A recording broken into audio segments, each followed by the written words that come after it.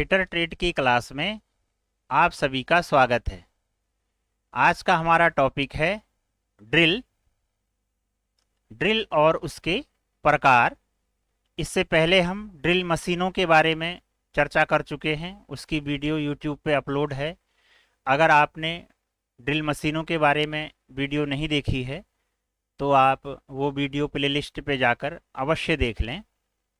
आज बात करते हैं ड्रिल की, बरमे की।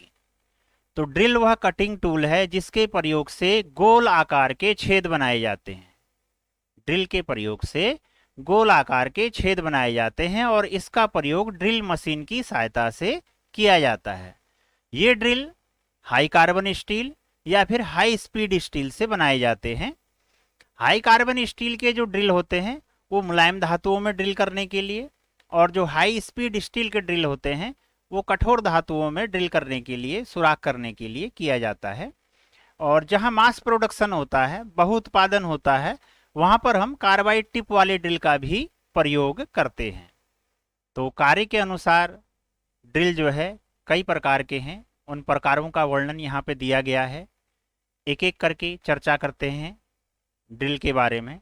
सबसे पहला है फ्लैट ड्रिल, दूसरा है स्ट्रेट फ्लूटेड ड्रिल, तीसरा है टेपर सैंक कोर ड्रिल, चौथा है आयल होल ड्रिल, पांचवा है सेंट्रल ड्रिल और छठा है ट्विस्ट ड्रिल। अब जानते हैं फ्लैट ड्रिल को। चित्र के माध्यम से आप देख रहे हैं फ्लैट ड्रिल को। इसका उपयोग हैंड ड्रिल मशीन में किया जाता है। हैंड ड्रिल मशीन की वीडियो यूट्यूब में अपलोड है। वहां पर आप 5 प्रकार की हैंड ड्रिल मशीनों के बारे में जानकारी प्राप्त कर सकते हैं।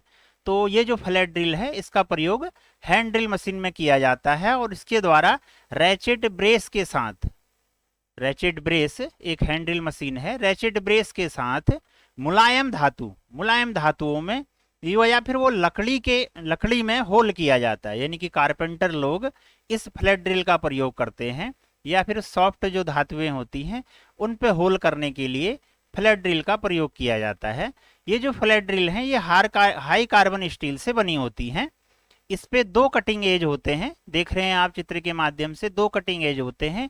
इनकी कटिंग एज स्ट्रेट में होती है। इनकी जो कटिंग एज है बिल्कुल स्ट्रेट में रखी जाती है। अब जानते हैं दूसरे ड्रिल को। नंबर 2 है स्ट्रेट फ्लूटेड ड्रिल। नाम से ही प्रतीत हो रहा है कि ये जो ड्रिल है इसमें जो फ्लूट हैं वो स्ट्रेट में है, तो इनका प्रयोग मुलायम धातुओं को ड्रिल करने के लिए किया जाता है। ये जो स्ट्रेट फ्लूटेड ड्रिल हैं इनका प्रयोग भी हम मुलायम धातुओं में होल करने के लिए, सुराख करने के लिए करते हैं। इसमें 2 फ्लूट्स होते हैं जो कि एक दूसरे के विपरीत दिशा में होते हैं। ये ड्रिल 2 प्रकार के होते हैं, सैंक के आधार पर 2 प्रकार के होते हैं, स्ट्रेट सैंक व टेपर सैंक। सैंक कौन सा हिस्सा होता है ड्रिल का? जो हिस्सा ड्रिल चक में पकड़ा जाता है उसको सैंक कहते हैं। तो सैंक के आधार पर जो ड्रिल होते हैं वो 2 प्रकार के होते हैं, स्ट्रेट सैंक यानी कि समानांतर सैंक, और दूसरा होता है टेपर सैंक। तो स्ट्रेट फ्लूटेड ड्रिल सैंक के आधार पर 2 प्रकार में मिलते हैं। जानते हैं तीसरे ड्रिल को। तीसरा ड्रिल है टेपर सैंक कोर ड्रिल। देखिए नाम से ही आ गया कि टेपर सैंक। अब इस ड्रिल की जो सैंक है वो टेपर में है। सैंक जो हिस्सा मशीन चक में बांधा जाता है उसको जो है ड्रिल चक में बांधा जाता है उसको सैंक कहा जाता है। तो ये टेपर सैंक में मिलते हैं ये ड्रिल। तो टेपर सैंक कोर ड्रिल, इसका जो प्रयोग है वो पहले से ड्रिल जो होल बनाए गए हैं, पहले से जो छिद्र किया गया है उस छिद्र को बड़ा करने के लिए हम टेपर सैंक कोर ड्रिल का प्रयोग करते हैं। इसकी बॉडी पर जो है 3 या 4 स्पाइरल आकार के फ्लूट्स बने होते हैं। जो इसकी बॉडी में चित्र के माध्यम से आप देख रहे हैं, बॉडी में जो स्पाइरल फ्लूट्स बने हैं ये 3 या 4 फ्लूट्स स्पाइरल बने होते हैं इसमें, इनके द्वारा हम कोई भी नया होल नहीं कर सकते। मतलब पहले से किए गए सुराख को बड़ा करने के लिए टेपर सैंक कोर ड्रिल का प्रयोग किया जाता है। चौथा जो ड्रिल है हमारा यह है आयल होल ड्रिल। चित्र के माध्यम से आप देख रहे हैं आयल होल ड्रिल। इसको हम बैरल ड्रिल भी कहते हैं, इस ड्रिल की बॉडी में क्या होता है कि एक सुराख होता है, एक होल होता है। इस ड्रिल की बॉडी में एक होल होता है जो कि कटिंग एज तक होता है, कटिंग एज तक होल होता है। तो उस होल से क्या फायदा होता है, जब हम इस ड्रिल के द्वारा छिद्र की क्रिया करते हैं तो कटिंग एज गर्म होता है। तो कटिंग एज गर्म ना हो, वहां तक कूलेंट पहुंचे, वहां तक एयर कंप्रेसर पहुंच पाए, हवा पहुंच पाए। क्योंकि जब जो है घर्षण होता है, टूल और जॉब के बीच में जो घर्षण होता है, उस घर्षण से जो गर्मी उत्पन्न होती है, उस गर्मी को दूर करने के लिए या तो हम कूलेंट का प्रयोग करते हैं या फिर हम एयर का यूज करते हैं, हवा का यूज करते हैं। तो इसकी बॉडी में क्या है, बीच में होल है, सुराख है। तो उस सुराख के माध्यम से क्या होता है, कटिंग जो ऑयल है हमारा, इसके कटिंग एज तक पहुंच जाता है, जिससे कटिंग एज गर्म नहीं होता और अपनी कटिंग एज बनाए रखता है। या फिर एयर जो होती है, एयर कंप्रेस्ड जो हवा है, वो जो है कटिंग एज तक पहुंचाई जाती है, जिससे कटिंग एज गर्म नहीं होने पाता है। और इससे क्या होता है कि ड्रिल की जो लाइफ है वो बढ़ जाती है। तो ये था ऑयल होल ड्रिल। पांचवा ड्रिल है हमारा सेंट्रल ड्रिल। सेंट्रल ड्रिल ये हाई स्पीड स्टील के बने होते हैं और इसको हम कॉम्बिनेशन ड्रिल भी कहते हैं। इस ड्रिल के दोनों सिरों पर सेंटर लगाने के लिए कटाई कोर बनी होती है। दोनों तरफ देखिए आप चित्र में, दोनों तरफ से कटाई कोर बनी होती है। तो जहां पर जो बेलनाकार हमारे जॉब होते हैं, बेलनाकार जॉब में जब हमें सेंटर लगाना होता है तो वहां पर हम इस सेंट्रल ड्रिल का प्रयोग करते हैं।